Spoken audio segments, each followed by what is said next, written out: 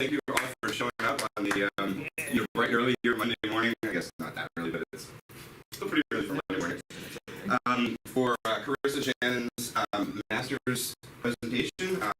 So, just as a reminder, this is basically the department seminar, just in a different spot during the week. So, kind of this informal presentation of her research. Karissa joined us from Champaign, Illinois in 2018 as an undergraduate in AOS. And then after doing her undergraduate degree, I had her, I think, in radar and satellite in 2022, and I guess that piqued her interest in using satellite data to study climate processes. She became a graduate student in fall of 2022, working with and funded by the AMRDC, Antarctic Meteorological Research and Data Center. If I can remember what Matt just said a second ago. So through that support, she's been working on doing quality control and kind of working on the new Antarctic data repository, and also using that data to evaluate models, but has also added the satellite component where she's been using CloudSat Snowfall data that we've generated in my group to study snowfall on Antarctica, in particular, try to understand the role of extreme snowfall events in the mass balance of the Antarctic Ice Sheet. So I'll hand it over to Matt so that he can also give a little introduction to Karissa, and then Karissa will give her a talk. Thank you. So yes, Karissa has been a lovely addition to our research group. She's been participating in the actual repository work that we have been doing, helping us get a variety of Antarctic meteorological data into that repository. She's also been helping us out with some scientific programming problems, working on actual verification of some of the numerical models in the Antarctic against our automatic weather station data. It's been an absolute pleasure having you on the team to participate in all these activities. And with that, I look forward to hearing about Karissa. So like Tristan kind of already mentioned, I'll be talking about Antarctic extreme snowfall from a CloudSat and CALIPSO satellite perspective. So to give a bit of an outline on my talk, first I'll give a little bit of a background on Antarctic snow, and then I'll be splitting up my talk into two parts. In part one, I'll be asking how much snow is extreme snow contributing to the ice mass of the Antarctic ice sheet. I'll go through methods, results, and summary for that section. And then in part two, I'll be talking about what atmospheric conditions cause extreme snow and how this differs across the continent. And I'll have a separate results, methods, results, and summary for that. And then in my conclusion, I'll bring my two parts together and talk a bit about future work. So why do we care about the Antarctic ice sheet? I'll be talking mainly about sea level rise. So the ice sheets have accounted for approximately 33% of global sea level rise from 2006 to 2015. So I put up a little pie chart of the various contributions to sea level rise, and thermal expansion here in green is the biggest factor, but this chunk right here, 13%, is specifically from the Antarctic ice sheet. So it's not the biggest factor, but it is pretty important. The Antarctic ice sheet stores enough fresh water to raise sea levels by 58 meters. And the annual mass loss of the Antarctic ice sheet from December 2003 to 2021 was 120 gigatons per year. So how does snowfall relate to the ice mass balance of the continent? Snowfall is the primary input of surface mass balance. So snow falls on the continent, accumulates, redistributes, and builds the ice mass of the continent. But as the Earth warms, snowfall is actually predicted to increase in Antarctica due to the higher moisture pooling capacity of warmer air. And this increase can mitigate or even reverse the effects of sea level rise from the melting ice sheet. So let's talk a bit about what snowfall is like on the Antarctic ice sheet. Antarctica is known for its cold and dry climate, and these conditions are often not very conducive to snowfall. This is the annual snowfall rate of Antarctica, and in these interior regions, they're only getting between 0 and 20 millimeters per year. But on the coastal regions, we are getting some higher snowfall rates, and on the peninsula here is where we're getting our highest snowfall rates, which could be up to 7,000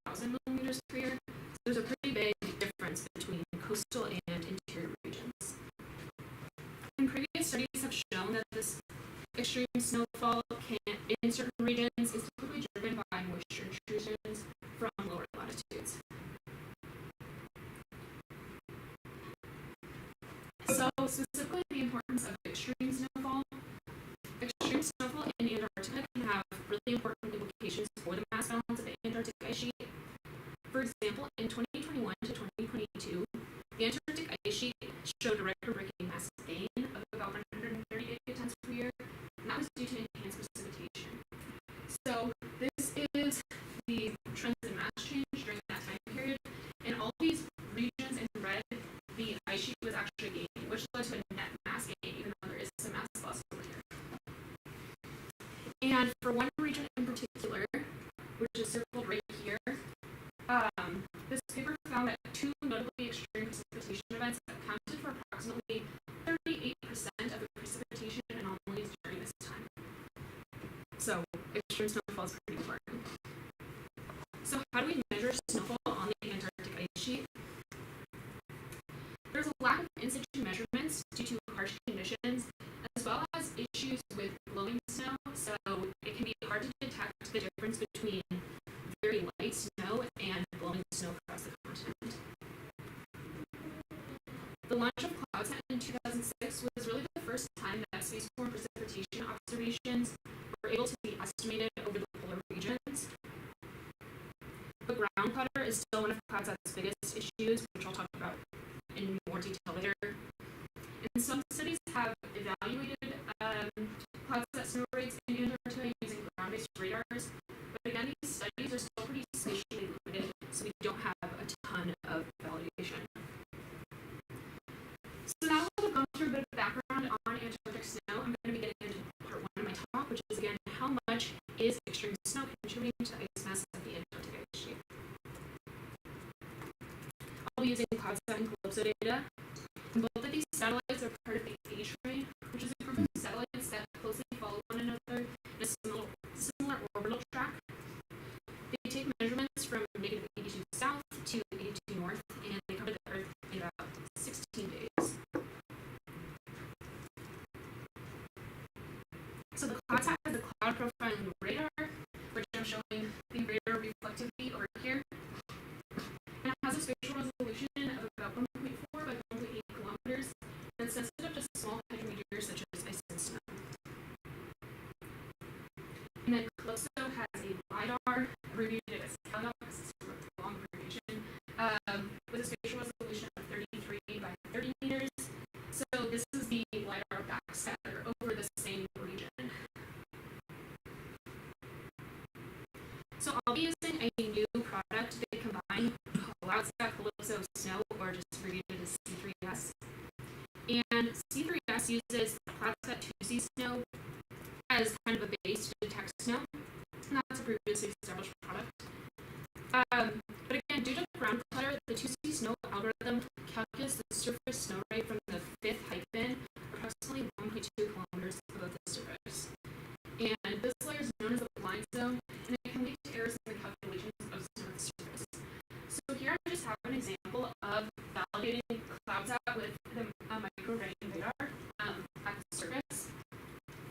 And these two circled regions, CloudSat cannot get any data, so we don't know what's happening in this layer, and the micro-rain radar is showing what CloudSat is missing in this same layer.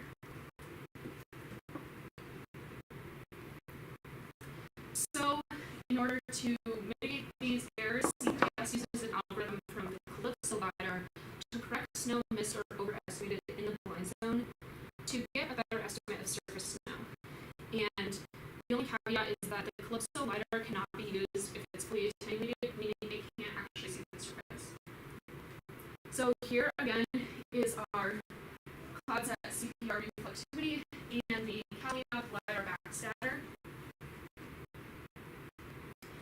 So this arrow is just pointing out the blind zone, which is in the lowest 1.2 kilometers. The black line is the surface. And if we look in this region, this is our blind zone. So in this region, 2C Snow did in fact detect snow, and so it said yes, there is snow at the surface. But if we look at a the same region in the lidar, we see that these very low backscatter values are actually telling us that the snow was sublimated either partially or completely in the line zone. So with our Calypso correction, we're seeing that there's actually no snow here. And then in the opposite case, in this other red box, the CloudSat 2C snow algorithm did not detect any snow in this region, but the Calypso lidar saw these higher values of backscatter in the same region, and it was determined that it actually is snowing at the surface here.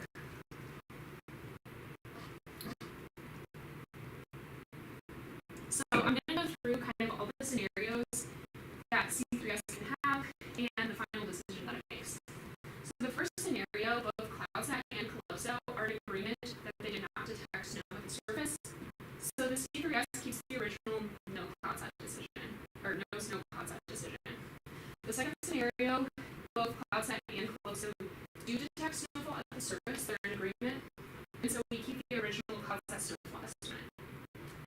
If Calypso is fully attenuated, which means, again, it can't see the surface, then it doesn't matter what Calypso decision is, we have to keep the CloudSat data. Then there are three other scenarios in which the Calypso data is replaced. So if CloudSat is deemed bad quality, then we can replace the CloudSat snowfall estimate with the Calypso estimate. If there is verda, meaning that the snow is sublimated in the blind zone, then CloudSat does detect snow, Calypso does not detect snow, and we replace it with the Calypso no snow decision. And the last scenario is shallow snow developing in the blind zone. So CloudSat does not detect snow at the surface, Calypso does detect snow at the surface, and so we replace it with the Calypso snowfall estimate. So how often are verda and shallow snow occurring in our data set over Antarctica? They're both occurring between 0 and 15% of the time, but in different regions. So over here we have the verda frequency, and we're seeing higher values over this area in East Antarctica, which could be due to katabatic winds, which are really strong winds that are sublimating the snow in that region.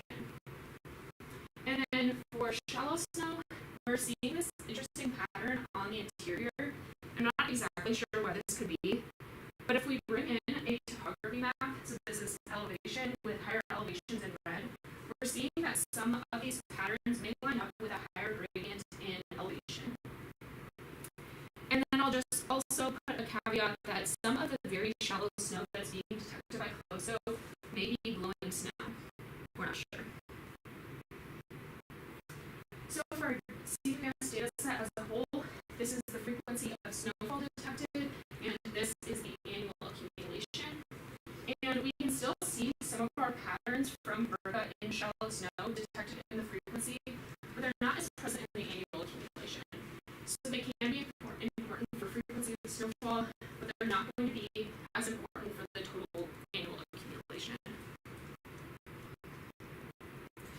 Our data set spans from November 2006 to December 2010, but there is a missing chunk from September to December 2009 due to a Calypso issue, and then data after 2010 is daytime only due to a CloudSat battery malfunction, so we weren't able to use the data then.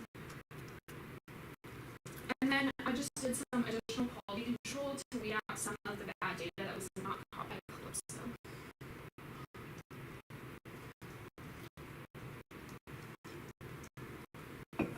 So now that we have our data set introduced, I'm going to be explaining how I find extreme snow. I used a method from Ms. Pendergast and Newby paper in 2018. They wanted to measure the variability in global rainfall distribution, highlighting that certain rainfall events contributed disproportionately to annual precipitation. So they asked the question, what fraction of total rainfall occurs beyond the top blank percentile days in a given period? And they found that rainfall events from greater than the 95th percentile account for about half of the global rainfall distribution. And so that led us to choose the 95th percentile to define extreme snow. And then alternatively, we can ask the question, what percentile accounts for half of the precipitation accumulation? So I'm going to go through more step by step how I define extreme snow. So I started with a cumulative distribution function from all the C3S data in our region of interest, which is the Antarctic continent. So here I have millimeters per hour, our snowfall rates on this end, and here I have the cumulative percentile, so from 0 to 100. By the time you get to about 3 or 4 millimeters per hour, we have almost 100% of our snow rates. And from here, we can determine the 95th percentile snow rate, and that snow rate for all of Antarctica was about 0.57 millimeters per hour. So now I'm going to be calculating the fraction of accumulation, and I'm going to be defining a cumulative accumulation. So first, I'm going to find the mean snow rate, which is the average of all instantaneous snow rates in Antarctica, which is in millimeters per hour. Then I'm going to calculate the annual accumulation, which is in millimeters per year, and I'm going to take the mean snow rate from before, which is in millimeters per hour, and multiply by the number of hours in a year, so hours per year, and then we get our units of millimeters per year. And then we can do this not just for our total accumulation, but at any given snow rate x. So given a snow rate x, what is the accumulation from snow rates less than x? So our accumulation from snow rates less than x is equal to the mean snow of snow rates less than x, again times the number of hours in a year. And if we plot it up for all our different snow rates, we are getting this cumulative accumulation graph. So on the x-axis, we still have snow rates in millimeters per hour, ranging from 0 to 4, and then we have accumulation in millimeters per year. And this goes to 0, and by the time we get to 4, we get to our total accumulation, which is about a little over 1,100. And then from the accumulations, I divided by the total accumulation to get a fraction of the accumulation. So here we have our same snow rates, and then on this axis, we again have a 0 to 100% of accumulation. And I'm going to be referring to this as a weighted CDF because it's like our original CDF, but it is weighted by the accumulation.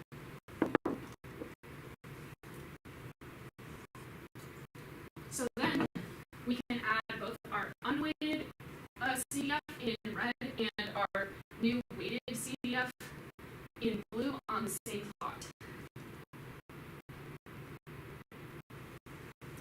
And from our snow rate that we found before, the 95th percentile snow rate, we can find where this intersects our weighted CDF curve. We got a percentile of 59.7. But if we remember, our weighted CDF was defined as the percent of accumulation less than x, and we want the percent of accumulation greater than x because we're talking about the most extreme events. So we're going to subtract our percent from 100. We get 40.3%. So that was kind of confusing. So what does that actually mean? It means the extreme snow rate threshold for Antarctica is 0.57 millimeters per hour. So we're going to be defining extreme snow as snow rates that are greater than 0.57 millimeters per hour. And then we also found that the top 5% most extreme snow rates account for 40% of the accumulation on Antarctica. And then we can ask our opposite question of finding the percentile for half the accumulation. So this time we're going to start with our weighted CDF and find the 50% accumulation snow rate. And that snow rate is about 0.42 millimeters per hour. And then we can add back our unweighted CDF, and we can find the percentile associated with the same snow rate on that curve. And we found that the percentile was about 92.5. So again, what does this mean? It means that half of the accumulation comes from snow rates of 0.42 millimeters per hour or higher. we also found that the 92.5th percentile snow and greater accounts for half the accumulation. Or maybe a less confusing way to say that is the top 7.5% most extreme snow rates make up half the accumulation on Antarctica. So now that we did that for the whole continent, I'm going to be breaking up the continent into these 25 drainage basins that are shown here. And these were found from the Goddard Ice Altimetry Group from IceSat data. Each of the basins has a consistent surface slope. And the reason we care about these individual basins is each basin can be thought of having its own ice mass balance. So I just plotted up each basin and the number of C3S measurements we have for each basin. And while these do vary a bit, even in these outer basins, we still have at least 10 to the 5th counts. So we have a lot of data. So when we apply our methods to each of the basins, we can plot where extreme snow is occurring in each basin. And in East Antarctica, which is this right half of the plot basically, extreme snow mainly occurs near the coasts. But in opposition to that, in West Antarctica, which is over here, extreme snow is more dispersed throughout the basins. And when we bring back our elevation plot that I showed before, we see that there are higher elevations here on East Antarctica, which may be pushing the extreme events to the coast because this is super high elevation and you just can't get those higher snow rates. So now I've applied my methods to all the basins, and how much does the 95th percentile snow contribute to accumulation for each basin? So here on the left, I have the extreme snow rate threshold plotted for each basin, and that's ranging from about 0.1 to 1.2 millimeters per hour. And a thing to note here is that these outer basins that are more coastal have a higher snow rate, but these inner basins have a lower snow rate. And if we look over at our fraction of accumulation, these higher snow rates aren't necessarily seeing a higher fraction of accumulation. So the fraction of accumulation varies from about 30 to 42% across our basins. If we look at this basin in particular, this one on the peninsula, this basin has the highest snow rate of 1.2 millimeters per hour. But it's actually on our lower end of fraction of accumulation with only about 32%. And then we can ask our opposite question again, which is what percentile accounts for half the accumulation. And again, plotting our snow rates associated with that and the percentile from the original CDF. So our snow rates are ranging from about 0.06 millimeters per hour to 0.77 millimeters per hour. And again, we're seeing higher snow rates on more coastal basins and lower snow rates on the interior.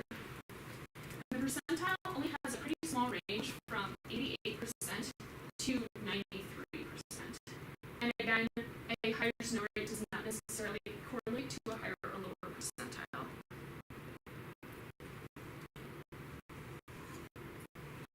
So if we want to look at ice mass in particular, which is important to our ice mass balance, we can multiply our accumulations, our total accumulation for each basin, by the area of that basin, and we get mass, total snow mass. So here on the left, I have the total snow mass from all snow rates, not just extreme snow. And then here on the right, I have extreme snow mass. So the snow mass coming only from those extreme snowfall rates. And I calculated that the total mass of the continent is about 1,300 gigatons per year. And 476 of those gigatons per year are coming specifically from these basin extremes, which is about 36% of the total. In a single basin, extreme snow can contribute up to 52 gigatons per year, which we're seeing on these eastern basins near the coasts. So to summarize part one, how much is extreme snow contributing to the ice mass of the Antarctic Ice Sheet? The 95th percentile snow rate is 0.57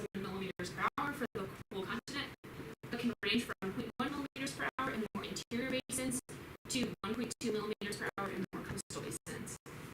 Extreme snow accounts for about 40% of the accumulation of the whole continent, but can account for up to 42% of the accumulation in some basins.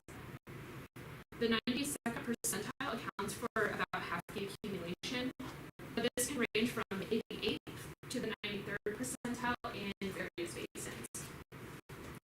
And then extreme snow contributes 476 gigatons per year, or 36% of the total ice mass of the continent. If we remember way back from my very first slide, it's an estimated 120 gigatons per year ice loss for the Antarctic Ice Sheet, and so this number is very comparable and is definitely going to influence this number on a yearly basis.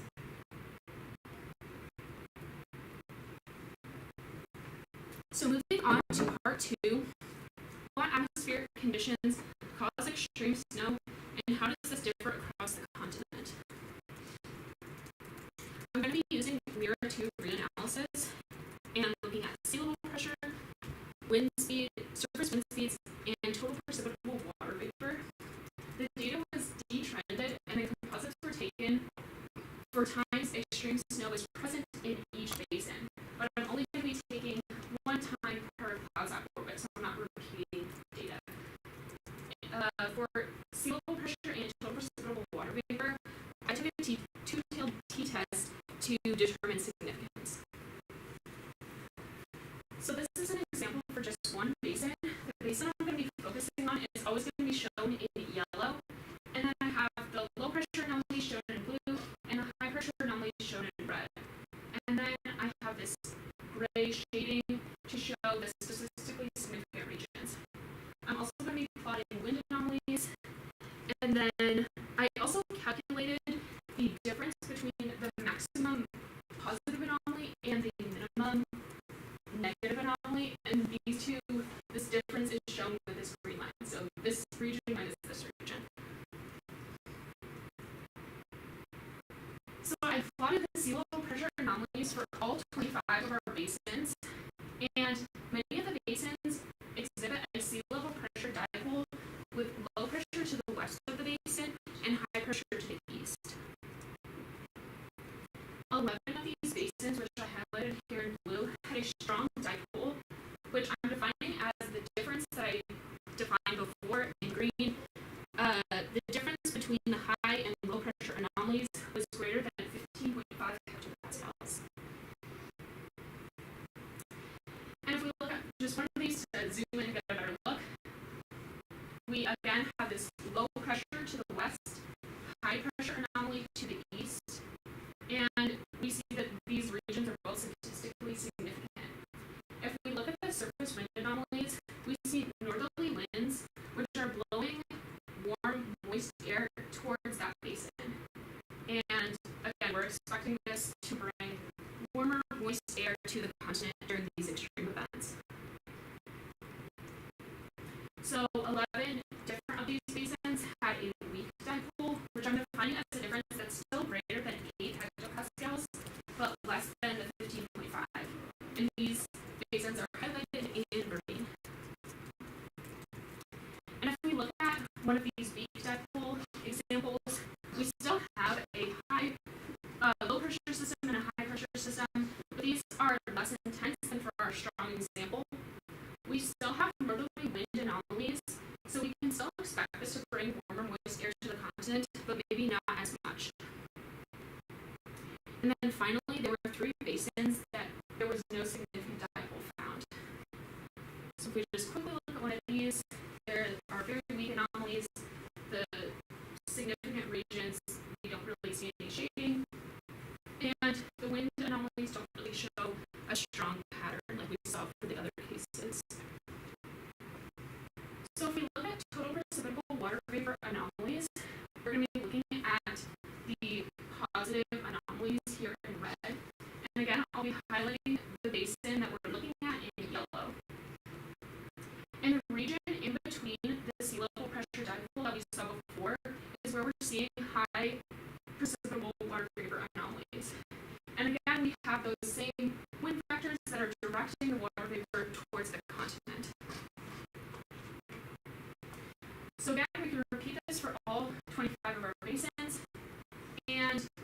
our basins are exhibiting a positive total precipitable water vapor anomaly right near that basin, but this is to various degrees. So I plotted our sea level pressure difference from before versus the maximum total precipitable water vapor anomaly, and I found this positive correlation between sea level pressure difference and maximum total precipitable water vapor. So here in blue we have our strong sea level pressure difference, and we can see that these maximum total precipitable water vapor anomalies are greater than 2.25 kilograms per meter squared.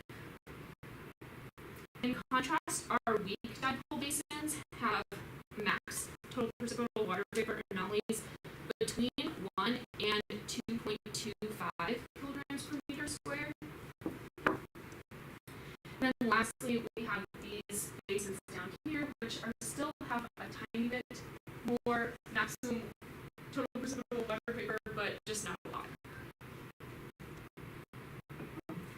So to look at this on a more local level, I'm going to be using the AMRDC's automatic weather stations, abbreviated as AWS, and I'm going to be looking at Mizuho station, which is plotted here in red. I'm going to be looking at temperature, wind speed, and wind direction.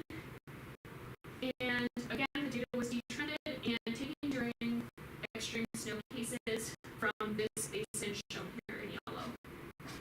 And then in addition to extreme snow cases, I also took data from the 47.5 to 52.5 percentile range to compare non-extreme cases.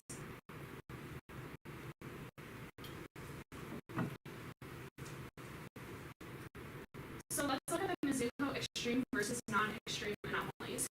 Here I have a histogram of temperature anomalies with the pink showing the extreme cases and the green showing the non-extreme cases. And then on the bottom here I have wind speed anomalies, again with pink showing extreme and green showing non-extreme. So both extreme and non-extreme cases had a northerly wind component to the wind direction, which I didn't show because this was fairly uniform across all our cases. But there are some differences in temperature and wind speed. So extreme snow temperatures are greater than non-extreme snow temperatures, and this was shown to be statistically significant. And then the same thing for extreme snow wind speeds. They are greater than non-extreme snow wind speeds, and this is also statistically significant. So while non-extreme snow still has a northerly anomalous winds, extreme snow has greater wind speeds and temperatures, which indicates greater moisture transport during extreme snowfall cases due to warm, moist air brought from lower latitudes. So to summarize part 2, what atmospheric conditions cause extreme snow and how does this differ across the continent? 11 basins exhibit a strong sea level pressure dipole during extreme snow events. 11 basins exhibit a weaker sea level pressure dipole, and 3 basins do not have a significant sea level pressure dipole pattern. The sea level pressure dipole, coupled with northerly winds, are associated with moisture transport to the basins, and stronger dipoles are associated with stronger water vapor anomalies. AWS data further confirms that at a local level, moisture is transported to the continent, which is reflected in temperature, wind speed, and wind direction. So to conclude my entire talk, extreme snowfall can mitigate the effects of melting ice sheets on sea level rise, contributing about 40% of the accumulation on the Antarctic Ice Sheet. In agreement with previous studies, extreme snow is caused by a sea level pressure dipole, which funnels moisture towards the continent, and we found that this pattern is found across most basins in Antarctica. So finally, this analysis sheds light on the crucial role of extreme snowfall in Antarctica, in Antarctic ice mass balance, and their connection to atmospheric dynamics, which offers us insights into climate research and sea level rise projections. So for some future work, I've already looked at some other CloudSat variables into more of a cloud analysis. I also plan on repeating the AWS analysis for other stations and basins to compare how it's looking at a local level. I can also look at the temporal evolution of an extreme snowfall event with reanalysis and AWS data. We can also look at different levels of the atmosphere to further understand how and why moisture is transported. We can also look at these patterns, how these patterns could change in the future, and how this may affect the ice mass of Antarctica. So, to acknowledge some people who helped me a lot with my research, Tristan has been my research advisor for a few years. I've really enjoyed working with him. Matthew Zara, thank you for letting me work on the AMRDC project. I've really liked that opportunity to kind of explore research in my own way, and that was a really good opportunity. Thank you to Marianne, who has helped a lot with this project and given me lots of code and downloaded a lot of data for me. Thank you to the entire AMRDC research group. It's been very fun to work with you guys. Thank you to my committee, Hannah and Angela, and all the other professors who I've had throughout my time here in the department. Thank you to Tristan's research group who listened to my talk last week and gave me feedback. Thank you to my partner Jack, who's in the back, and all my friends who are kind of in the back row. Thank you to my family, my mom, my dad, and my sister. I think some of them are watching online, possibly. And then lastly, my cat, Elfie, and here is a picture of him. So does that have any questions?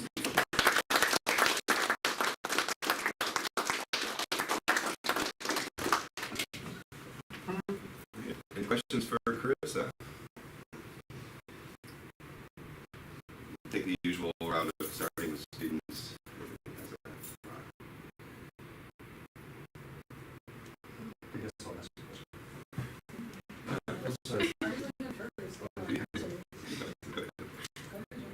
Okay, I'll go first. In your first part analysis, it seems like so much was kind of topography. I don't know if I want to say driven or topography influenced.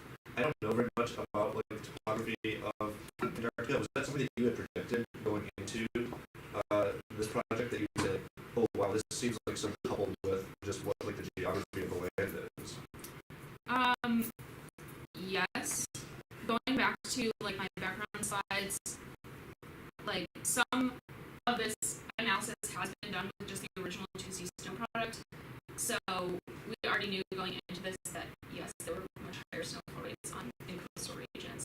But I guess I didn't expect it to be so dependent. And I also didn't expect in West Antarctica to see more extreme events more inland. Yes. I also don't know about Antarctica, but I know you said the satellites only cover 82 degrees, right? Mm-hmm. So do you think missing that center portion of the continent would impact your data analysis at all? Do you think that there's I don't know, some component of it that would be different if you had that piece of data there? Yeah, so I think there is a little bit because I've looked at the number I calculated for the total ice mass of the continent, and I think it is a little less than some other estimates that are using other data. But again, that region has really high elevation, so it's one of those regions that's not getting a ton of snowfall. But I think it would be. There definitely is a piece missing. I don't know how important it is.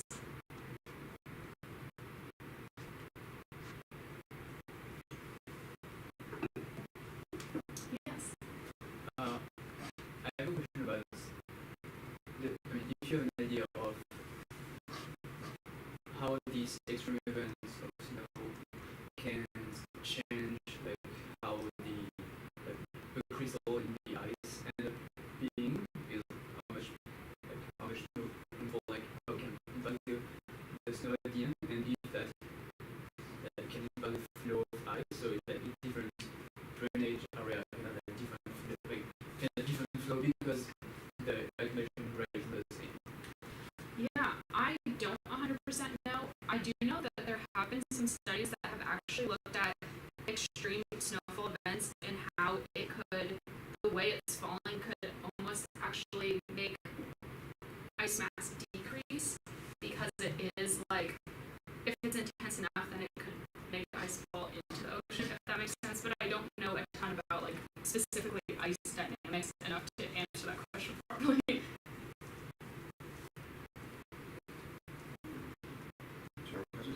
Yeah, Chris, I have a question. I just want to make sure I understood this right before I asked it, that for the extremes, there's higher snow rates within those extremes along the coastline, and the extremes are more distributed inland on the west side, but the snow rates tend to be lower.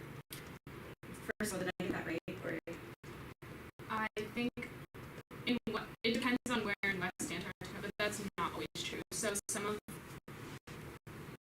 the snow rates in West Antarctica still have higher snow rates. but they tend to be more along the coast. Not necessarily. I was going to ask why you think that was the case. Like, why do we have a higher? Why do you think you're seeing the higher rates, especially on the eastern coast? Like, do you have any?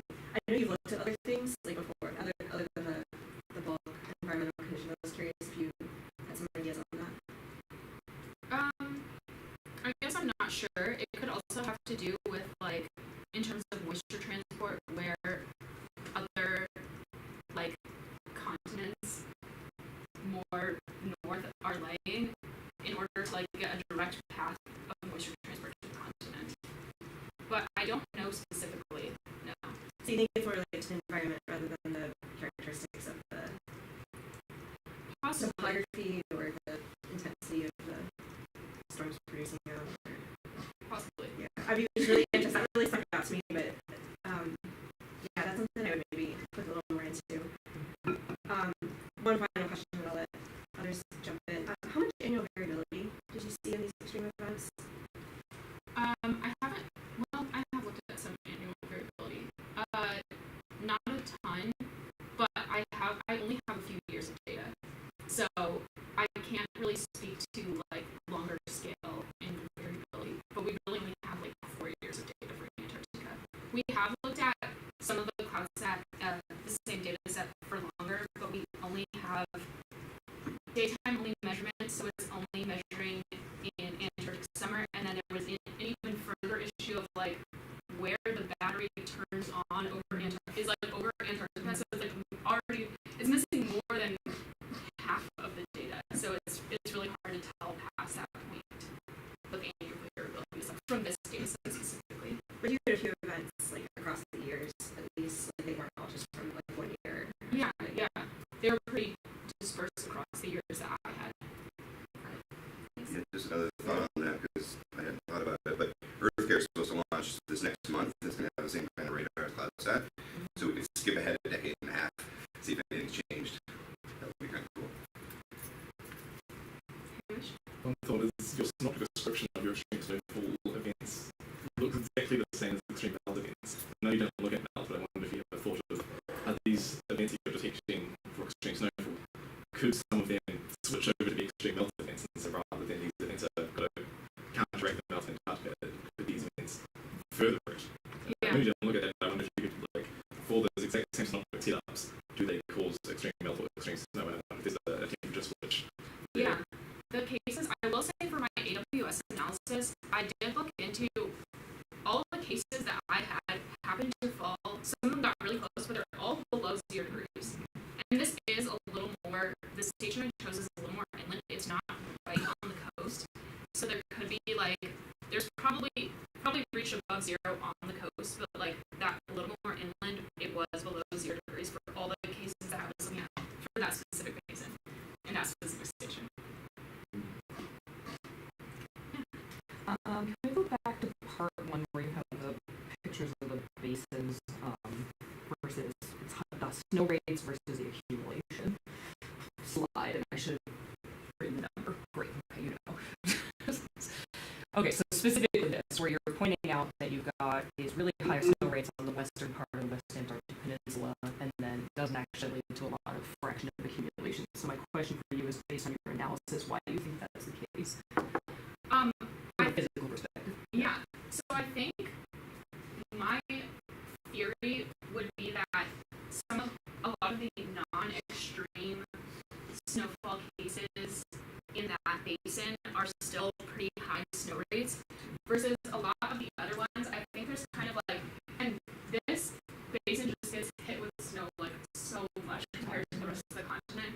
versus I feel like there has to be more of like a major breakthrough for some of the other ones in order to get that extreme snowfall. So the other rates are just like really, really small. Like if we look at my original like CDF, like some of these, most of the snow rates are less than 1.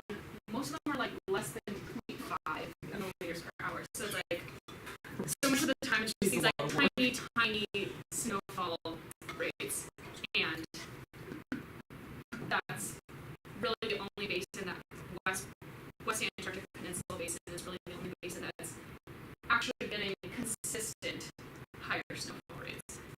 That's my sense too. I think you're right about that. Second question: have you ever? I mean, I know you don't have a ton of data, but do you have any sense of what this might look like if you broke it down by season? Yes. We had for our C3S paper, we did look at the seasonality a little bit. So this is just like, this is extreme, or this is just snow frequency. And I plotted it in comparison to the northern hemisphere snow, polar snow, and the snowfall frequency at least is like pretty consistent compared to like the other regions of the globe. But I don't know how specifically this would look for extreme events. Right. I just on like a really quick look when I was like looking at my data, I did get a surprisingly somewhat even amount of extreme snow events from like each month. But I haven't specifically like plotted that to show or prove anything.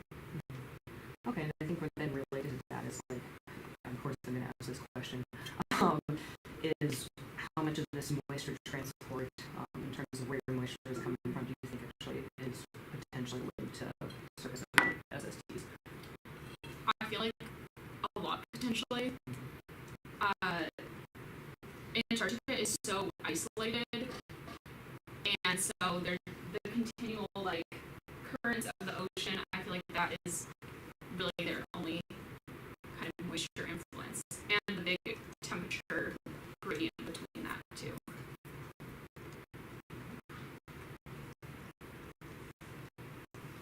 Any other questions? Oh, This might be a dumb question. Does the ozone hole impact us at all?